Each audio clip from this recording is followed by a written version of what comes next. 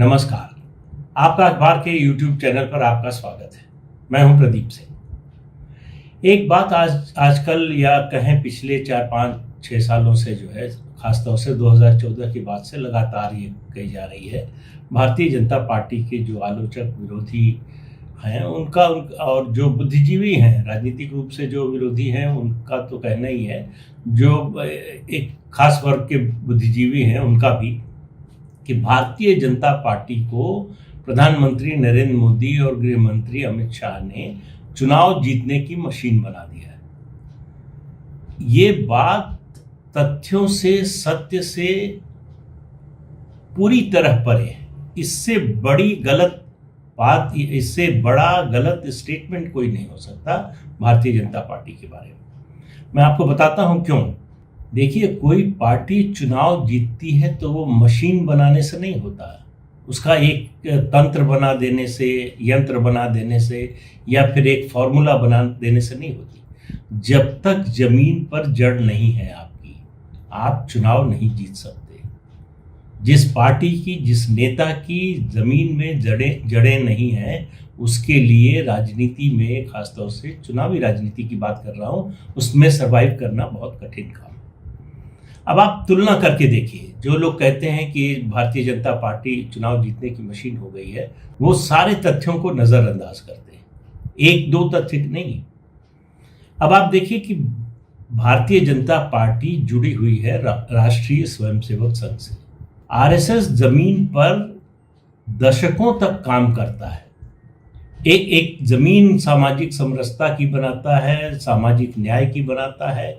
वहाँ भारतीय जनता पार्टी अपना काम बढ़ाती है, कार्यकर्ता बढ़ाती है, संगठन खड़ा करती है, तब जाकर जीत मिलना शुरू होती है। गुजरात इसका सबसे बड़ा उदाहरण है और उत्तर प्रदेश इसका सबसे ताज़ा उदाहरण है। और तीसरा, बल्कि उत्तर प्रदेश से भी ज़्यादा ताज़ा उदाहरण है केंद्रीय मंत्रिमंडल का पुनर्गठन। उसमें मंत्रियों के बारे में, उनके सामाजिक, उनकी पृष्ठभूमि के बारे में, उनकी योग्यता के बारे में ये सब पहले बता चुका हूं, इसलिए उसको दोहराऊंगा नहीं। लेकिन आप ये समझिए कि भारतीय जनता पार्टी में नेता जैसे पौधे लगाए जाते हैं, उनको खाद दी जाती है, सींचा जाता है, उनकी सुरक्षा की जाती है, बड़ा किया जाता है, उस तरह से नेता बनाए जाते हैं। आसमान से नहीं आते नेता। तो भारतीय जनता पार्टी ने, प्रधानमंत्री नरेंद्र मोदी ने मंत्रिमंडल पुनर्गठन के जरिए 36 नए पौधे लगाए हैं, जो समाज के अलग अलग वर्गों से आते हैं। आर्थिक दृष्टि से देखें तो उसमें भी अलग अलग वर्गों के लोग मिलेंगे। मेरिट में आपको लगभग बराबर मिलेंगे, कोई थोड़ा ज़्यादा थोड़ा कम मिलेगा, लेकिन निश्चित रूप से अगर समाज के सभी वर्गों, क्षेत्रों की बात करें, भारत के सभी राज्यों की बात करें, तो क्षेत्रीय संतुलन और सामाजिक संतुलन, इन सब का ध्यान रखा गया है। और कांग्रेस की तरह ये नहीं होता कि हर थोड़े दिन पर, जैसे कांग्रेस में और बीजेपी में क्या फ़र्क है, क्यों कांग्रेस में नेताओं की कमी होती जा रही है, खासतौर से प्रदेशों में। राष्ट्रीय स्तर पर तो अकाल है, राज्यों में कमी इसलिए होती जा रही है कि कांग्रेस का एक कल्चर है जो इंदिरा गांधी ने शुरू किया था, कि हर थोड़े दिन पर पौधे को उखाड़ कर देखते हैं कि जड़ तो नहीं पकड़ रहा है। अगर जड़ पकड़ रहा है तो उसको काट दिया जाता है। तो जड़ नहीं पकड़ने देना है। इसके ठीक उलट है भारतीय जनता पार्टी में कि जड़ कायदे से पकड़े। अब इन 36 में से कितने लोग जड़ पकड़ेंगे, नहीं पकड़ेंगे, ये तो भविष्य बताएगा। इन 36 के अलावा जो लोग हैं उनके बारे में भी, वो धीरे धीरे जड़ पकड़ रहे हैं। कितनी दूर तक कौन चलेगा, किसकी कितना लाइफ स्पैन होगा राजनीति की दृष्टि से, ये अलग बात है। लेकिन नियोजित तरीके से, पूरी रणनीति बनाकर और सोचे समझे तरीके से संगठन का विस्तार किया जाता है। अब आप देखिए, 1 जनवरी 2005 को राजनाथ सिंह भारतीय जनता पार्टी के राष्ट्रीय अध्यक्ष बने। जब वो राष्ट्रीय अध्यक्ष बने तो उनकी कुल पहचान उत्तर प्रदेश में कल्याण सिंह मंत्रिमंडल में शिक्षा मंत्री के रूप में नकल विरोधी अभियान चलाने की जो ख्याति मिली थी उनको, वो थी। उससे ज़्यादा देश भर में बहुत ज़्यादा लोग उनको जानते नहीं थे। उस समय उनको राष्ट्रीय अध्यक्ष बनाया गया। हालांकि वो उत्तर प्रदेश भाजपा के अध्यक्ष भी रह चुके थे, पर देश के स्तर पर कहें, और बल्कि जो है दिल्ली में जो राष्ट्रीय नेता भारतीय जनता पार्टी के दूसरी पीढ़ी के थे, उनकी दृष्टि से भी देखें तो वो बहुत जूनियर थे। इसके बावजूद उनको अध्यक्ष बनाया गया, एक बार नहीं 2 बार अध्यक्ष बने। अब उसके बाद कौन अध्यक्ष बना? उसके बाद नितिन गडकरी बने। उसके बाद कौन बना? अमित शाह बने। उसके बाद जेपी नड्डा बने जो अभी है। तो पिछले 16 साल में 4 अध्यक्ष, राष्ट्रीय अध्यक्ष, चारों आज की तारीख में राष्ट्रीय नेता हैं। चारों की अपनी पहचान है, अपना प्रभाव क्षेत्र है। इनमें से कोई नेता, इन 4 को लीजिए और प्रधानमंत्री को भी जोड़ लीजिए, ये सब लोग दरी बिछाने और कुर्सी लगाने का काम करते करते, कार्यकर्ता के रूप में काम करते करते ऊपर तक बढ़े हैं, यहाँ तक आए। इनमें से कोई किसी भाजपा के चाहे जितना पुराना नेता रहा हो, उसके बेटा बेटी नाती पोते वो नहीं है, रिश्तेदार नहीं है।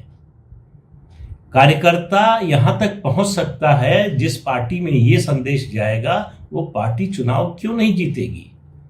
उसको चुनावी मशीन बनाने की या मशीनरी बनाने की कोई ज़रूरत नहीं है। ये बेसिक बात जिन लोगों को समझ में नहीं आती है। अब आप तुलना करके देख लीजिए बाकी पार्टियों में क्या हाल है। इन 16 सालों में, बल्कि आप कहें 23 साल में, कांग्रेस पार्टी में कितने अध्यक्ष बने? माँ बेटा के अलावा कोई नहीं बना। और क्षेत्रीय दलों को देख लीजिए, वहां तो बस जब पीढ़ी बदलती है तभी अध्यक्ष बदलता है। पिता से बेटे को विरासत में जब पार्टी मिलती है तब अध्यक्ष बदलता है। तो मुलायम सिंह यादव गए तो अखिलेश यादव आए, लालू प्रसाद यादव हटे तो तेजस्वी यादव आए, YSR रेड्डी हटे तो जगनमोहन रेड्डी आए। तो आप इस तरह से देखिए कि जहां पार्टियों में जहां परिवारवाद नहीं है, एक मात्र उदाहरण कह सकते हैं वो है जनता दल यूनाइटेड। तो वहाँ नीतीश कुमार ने एक IAS अधिकारी, प्रशासनिक अधिकारी को पार्टी का राष्ट्रीय अध्यक्ष बना दिया, सिर्फ इसलिए कि उनकी जाति के हैं। अब उनका संगठन का काम करने का कोई आधार नहीं, कोई अनुभव नहीं है, कार्यकर्ता के स्तर से उठकर ऊपर नहीं आए हैं, प्रशासनिक सेवा में रहे लंबे समय तक, लेकिन पार्टी के राष्ट्रीय अध्यक्ष है। मंत्री बनाते हैं आप तो बात दूसरी होती है, तब आप प्रशासनिक क्षमता देखते हैं, दूसरी चीजें देखते हैं, वो एक अलग बात हो गई।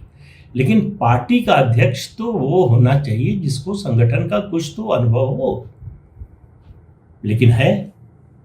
अब ऐसे सब लोग मिलकर कहते हैं कि भारतीय जनता पार्टी चुनाव जिताने की मशीन बन गई है। लेकिन आज का मुद्दा केवल इतना नहीं, इसी मुद्दे से जुड़ा हुआ है। आज बल्कि कल रात में घोषणा हुई है कैबिनेट की, जो अलग अलग कमेटियां होती हैं उनका भी पुनर्गठन हुआ है। क्योंकि मंत्रिमंडल का हुआ है तो कुछ लोग गए हैं, नए आए हैं, तो उस हिसाब से पुनर्गठन हुआ है। सबसे इंपॉर्टेंट कमेटी होती है कैबिनेट कमेटी ऑन सिक्योरिटी। उसमें निश्चित रहता है कि कौन रहेगा। प्रधानमंत्री होते हैं, उसमें विदेश मंत्री होते हैं, रक्षा मंत्री होते हैं, गृह मंत्री और वित्त मंत्री। तो उसमें कोई बदलाव नहीं हुआ है। दूसरी महत्वपूर्ण कमेटी होती है कैबिनेट कमेटी ऑन अपॉइंटमेंट्स। उसमें 2 सदस्य हैं, प्रधानमंत्री और गृह मंत्री। उसमें कोई बदलाव नहीं है। लेकिन जो बदलाव जो संकेत देता है वो है cabinet committee on political affairs. इसमें हर तरह के राष्ट्रीय मुद्दे की चर्चा होती है। इसको कई लोग जो है, कई विशेषज्ञ इसको सुपर कैबिनेट भी कहते हैं। इसमें जो है राजनीतिक मुद्दों पर, राष्ट्रीय मुद्दों पर चर्चा होती है, आर्थिक मुद्दों पर चर्चा होती है, सामाजिक मुद्दों पर चर्चा होती है। हर तरह का जो पार्टी और सरकार से संबंधित कोई विषय है। हालांकि cabinet committee on economic affairs भी होती है, इन्वेस्टमेंट और एम्प्लॉयमेंट की भी है अलग कमेटी, और तमाम कमेटियां हैं। लेकिन इस कमेटी का महत्व सबसे ज़्यादा राजनीतिक दृष्टि से, पार्टी के संगठन की दृष्टि से, सरकार की दृष्टि से सबसे ज़्यादा होता है। इसमें प्रधानमंत्री हैं, गृह मंत्री हैं, वित्त मंत्री हैं, surface transport minister Nitin Gadkari हैं, इसके अलावा पीयूष गोयल हैं, नरेंद्र तोमर हैं। ये लोग तो प्रहलाद जोशी हैं, ये पहले से हैं। 5 नए सदस्य बनाए गए। बात असल में उन्हीं की है। और इन 5 सदस्यों में मैं एक एक करके बताता हूँ। ये 5 सदस्य हैं। भूपेंद्र यादव एक, दूसरे नंबर पर मनसुख भाई मंडाविया, तीसरे नंबर पर अगर आप रखेंगे तो सर्बानंद सोनोवाल, चौथे नंबर पर स्मृति ईरानी, 5वें नंबर पर गिरिराज सिंह। तो आप देखिए भूपेंद्र यादव को लीजिए, संगठन के लिए चुपचाप काम करने वाले आदमी। उनके समवयस्क, उनके साथी जब 100 मीटर की दौड़ में व्यस्त थे तो भूपेंद्र यादव मैराथन दौड़ रहे थे। सहज पके सो मीठा होए, ऐसा लगता है ये उनकी सोच है, ये उनकी रणनीति है। कोई जल्दी नहीं, कभी अपनी महत्वाकांक्षा को गले में पट्टी बनाकर लटकाकर नहीं चले। कभी ये नहीं जताया कि मुझे मंत्री बनना है, जल्दी बना दीजिए, या मुझे ये पद चाहिए।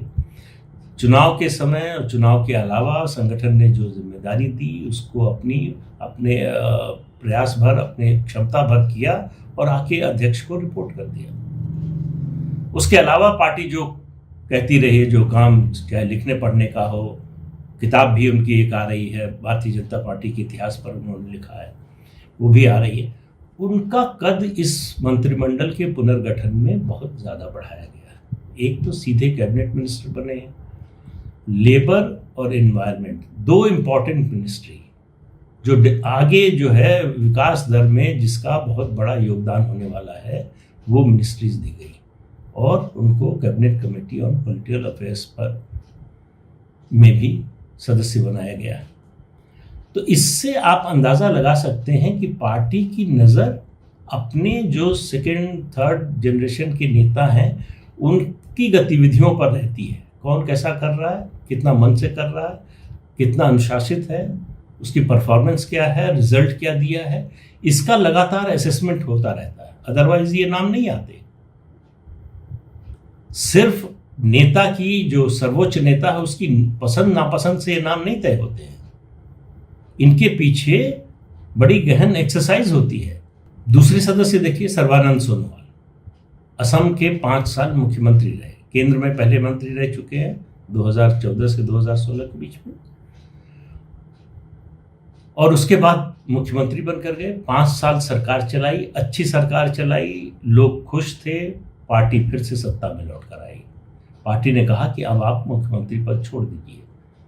कोई नाराजगी नहीं, कोई ऐसा बयान नहीं दिया कि ये कैसे हो सकता है कि मैं जिता कर लाया हूं और मैं कैसे छोड़ दूं, ये बात नहीं हुई। तो उनकी योग्यता में और उनकी लोकप्रियता में 5 साल में मुख्यमंत्री रहते हुए कोई कमी नहीं आई।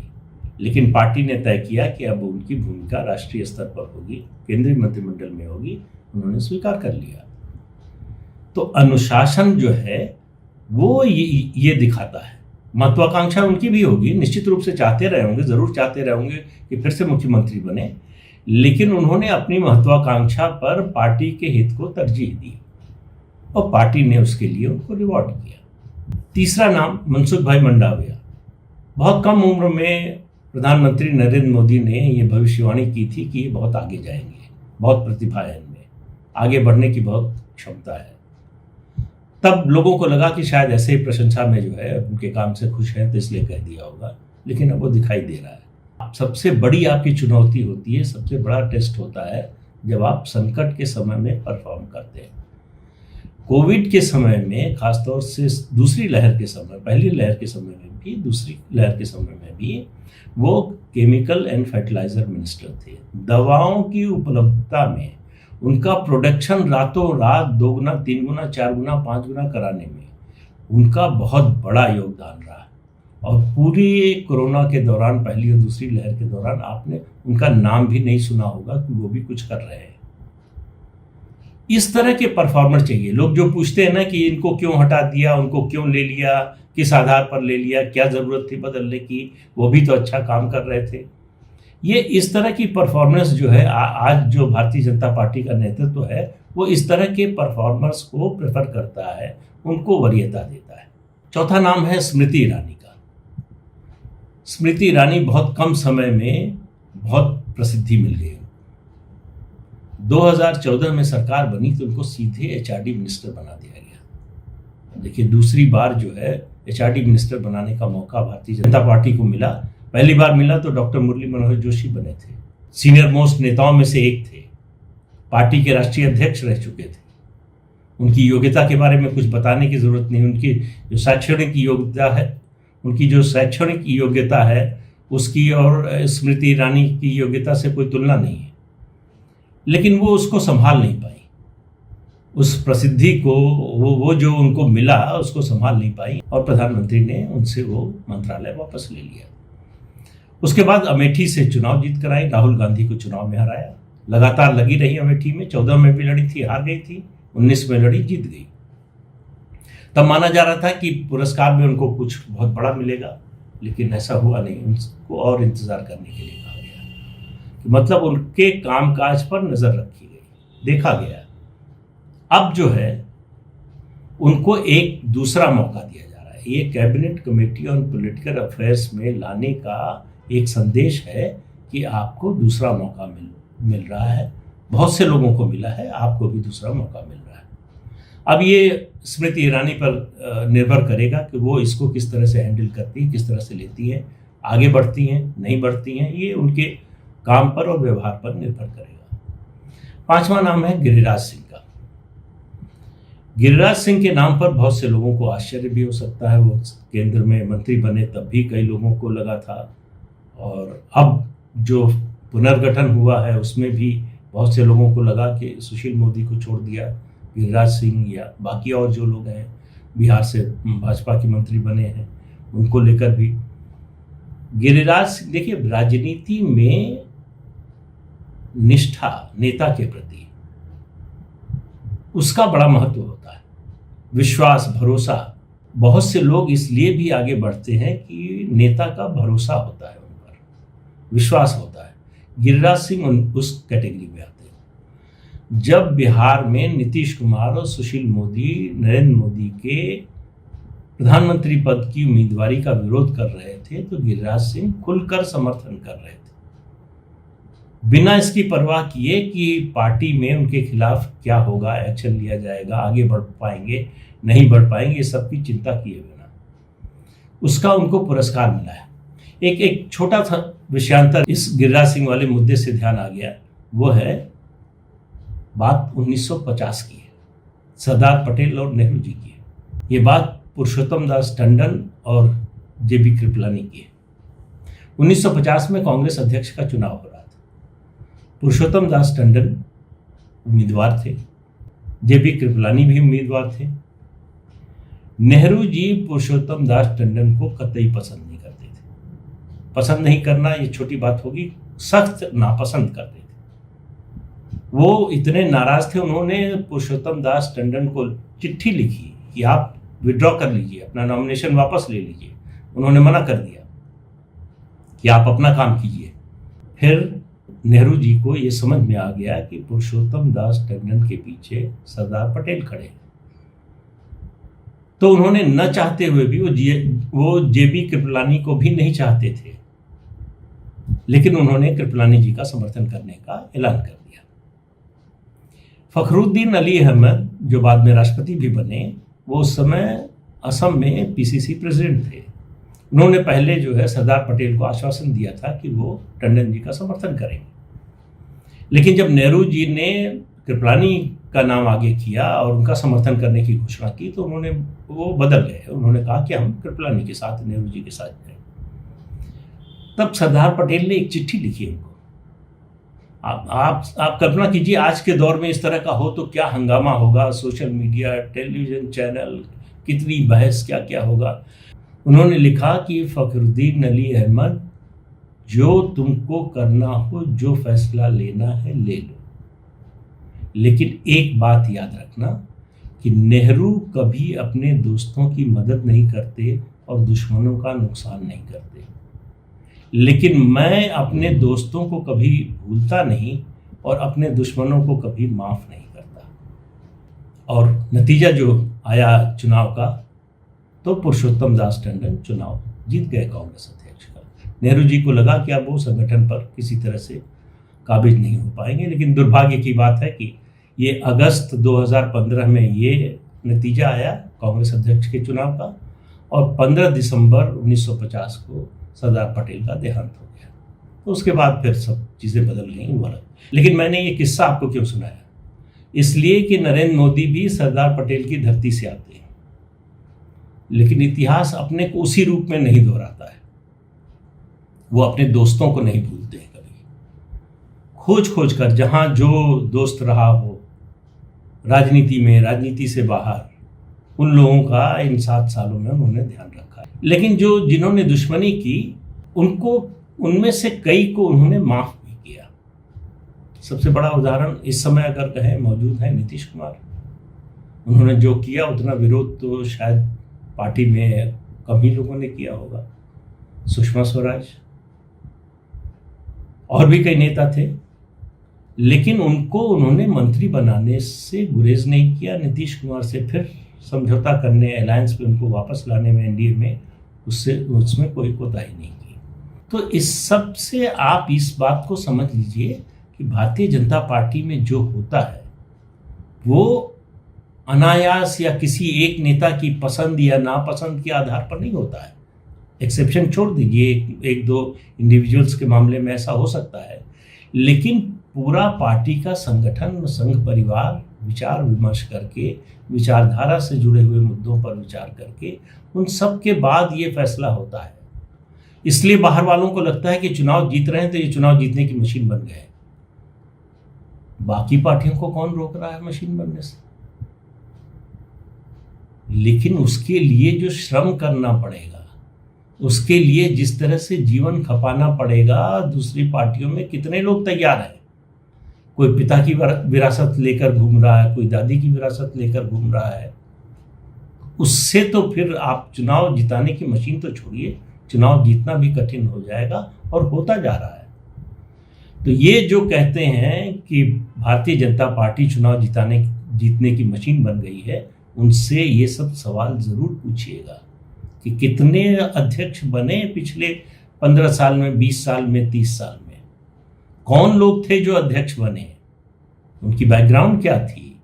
तो केवल आरोप लगा देने से, विरोध करना है इसलिए कुछ भी आरोप लगा दिया तो फिर तो बात दूसरी है, लेकिन तथ्यों का इससे कोई सरोकार नहीं है। आज के अंक में बस इतना ही। अगले अंक में फिर मिलेंगे किसी नए मुद्दे के साथ। तब तक के लिए इजाजत दीजिए। नमस्कार। जाते जाते आपसे ये अनुरोध जरूर है कि इस चैनल को अगर आप पसंद करते हैं तो देखिए, शेयर कीजिए और सब्सक्राइब जरूर कीजिए।